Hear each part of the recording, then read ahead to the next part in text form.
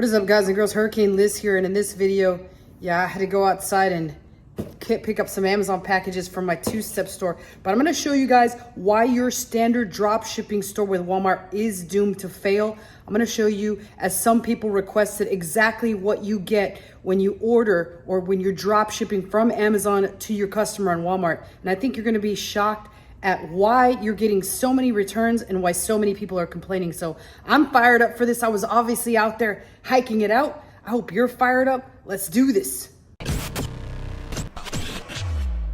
All right, so here we are. Here's all the great stuff that I ordered that I jogged out there just to get for you guys so I could do this video. And let me show you why it's doomed to fail. So I'm gonna open up a few here live so you can kind of see what the heck's going on. We'll start with this one, but this is never been opened. It's fresh sealed. I just picked it up right now. And what you're gonna notice is it's got the product inside. And let's take a look if there's anything else. Well, surprisingly, this one doesn't have anything. So you're safe on something like this. If you order something like this, sometimes it won't have anything. I mean, obviously it has this barcode from Amazon where a customer that does order a lot is gonna know what the heck this is. But I mean, that one, we're home free, nothing happened. Let's have a look at this one. So that's 0 for 1. You wouldn't get in trouble for ordering that one. So that's, a lot of people say sometimes you won't get in trouble. This is a second product that was ordered, and wow, this one, there's nothing in there either. So wow, that's 2 for 2. So you wouldn't get in trouble for ordering these two at all because there's no receipt in there, which, like I said, I didn't plan on this. I just decided to film it at random and show people what sometimes happens. As you can see already, it's not gonna happen all the time. But here's an example of one just straight up right out of the gate. Look at this right here. It's a packaging slip. And if we open that up, it's kind of like, it's got an adhesive and it's attached to the package, so it's not even in the box. But take a look right here. Right here, it'll show exactly what's been ordered and what the customer expects to pay, which here it's $11.21, knowing that this was sold to the customer possibly for $20-some. So already you've got 2 that didn't have anything and 1 that did. Here's another one. This is just some sort of like light strip thing that was resold. This one has the price here of $18.95, and pretty much it's got in there. So I'm not sure how much this was sold to the customer. This is a return, so I probably wouldn't recommend to sell it, but that's already a few that have this slip on them. And then let's look at the last one. The last one, I don't even have an actual product in here. The product was already taken out and shipped, but it was packaged nice and tight. And again, as usual, here's another Amazon receipt. This one was $18. It shows that it was some kind of beauty product and obviously repackaged, sent out. But had the customer just straight up ordered from your store and then you drop ship it from Amazon to Walmart, this is what they would have gotten. So 3 of these had little invoices, as you can see by this thing. 3 of them had little invoices and 2 of them did not. So your odds of getting the customer with one of those things is you're gonna get it a pretty decent amount of time. I would say 60 to 75%. It also goes to say something about the box. So let's take a look at the packaging. We've got this one is got the Amazon seal down below here. It's got the Amazon smile, which is pretty well known with all the boxes. This one has this thing that says Prime there, so we know that's coming from Amazon. This one does not have anything. So this one you would be able to get away with, but that's one product. This one right here is like a standard packaging, but look, it's got the Amazon smile. Again, it's pretty blatant that it's Amazon. Nowhere else does it say Amazon other than, Amazon.com. This packaging matters. So it's down there at the bottom. So this last one here had the Amazon smile again. And that's really, but again, it's got some kind of Amazon.com, this mailer. So it's got packaging details on it. So 4 out of 5 have the Amazon logo on them or a branded Amazon. Again, increasing your chances. So anytime you send something out or anytime you're drop shipping from Walmart to Amazon, or you're buying from Amazon, sending them to the Walmart customer, your odds of either getting that slip that's inside and or packaging that's related to Amazon are pretty much like, I would say it's 95% you're going to get one or the other. And so those are pretty high odds if you want to risk it. And if you want to think about it, when the customer gets this stuff, the things that are going to piss them off the most is when they do have this little slip in here. So when they got this slip in there, that's going to piss them off because they're going to see the price that's shown on the slip. And clearly they're going to be able to tell, I mean, 9 times out of 10, 9.5 times out of 10, that this thing came from Amazon, right? So the first place that they're going to go to is Amazon. They're going to go over to Amazon. They're going to check to see what the price is. And when they see that the price is vastly over what they paid, in a lot of cases, it's going to be 2x what they paid.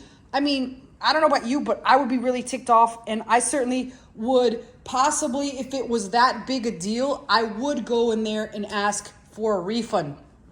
Now, let's be honest. A lot of people complain about the fact that Walmart gives automatic refunds. So many times I've seen so many sellers don't have their refund warehouse. This is me as well. I've been guilty of this. They don't have their refund warehouse properly placed in where it's supposed to go. And so those returns are not going anywhere. So let's talk about those real brief. So you got returns that aren't going anywhere, or they're getting lost. They're going somewhere that you don't even know where the heck they're going. And then you're never getting the opportunity to go ahead and try to return them to Amazon to get a credit. Because let's face it, Walmart will give a refund up to, I believe it's 90 days. It might be 90 days. I got to check into that, but I believe it is 90 days. So for 90 days, they're giving a refund. So already you're going to lose out on 60 of those days because Amazon only will refund for 30 days. So you're losing out on 60 days, which is fine. A lot of people aren't going to return the product after 30 days. Most of your returns will come in those first 30 days. But you're battling that fact. So a lot of returns aren't coming. They're coming the first 30 days. The next 30 to 60 days, you still, or your customer still has the option to return the item. Odds are they're not going to return it at that point, but you'll still get Walmart to automatically give these refunds. And if you're not taking care of those things, if you're not trying to get some refunds via Amazon to get credit on your Amazon account, then you're just kind of screwing yourself and you're losing a whole lot of money. So that is my advice to you, why you should move over to two-step drop shipping. Now, I do want to remind some people what that means. A lot of people might be like, I don't understand what that means. Well, that basically means that these packages, we would intercept these packages. Our warehouse physically gets these packages sent to the warehouse. And what we basically do is we literally open this product and we stick it in our own plain poly mailing bag. This is not really a poly bag, it's like a mailing bag. I showed you in another video how these bags are as cheap as 14 to 15 cents each. So it's as quick as repackaging them, resetting them out. And yes, we got to pay for shipping. So I know a lot of people are like, well, Liz, isn't the shipping really expensive? Am I not going to get my ass hosed on the shipping? It's not that bad. So once you get sort of used to the entire process and you sort of have a very good understanding of what shipping will cost you, my best advice for you initially is to estimate wherever you are in the country to the furthest point away from that. So for example, I am in Miami.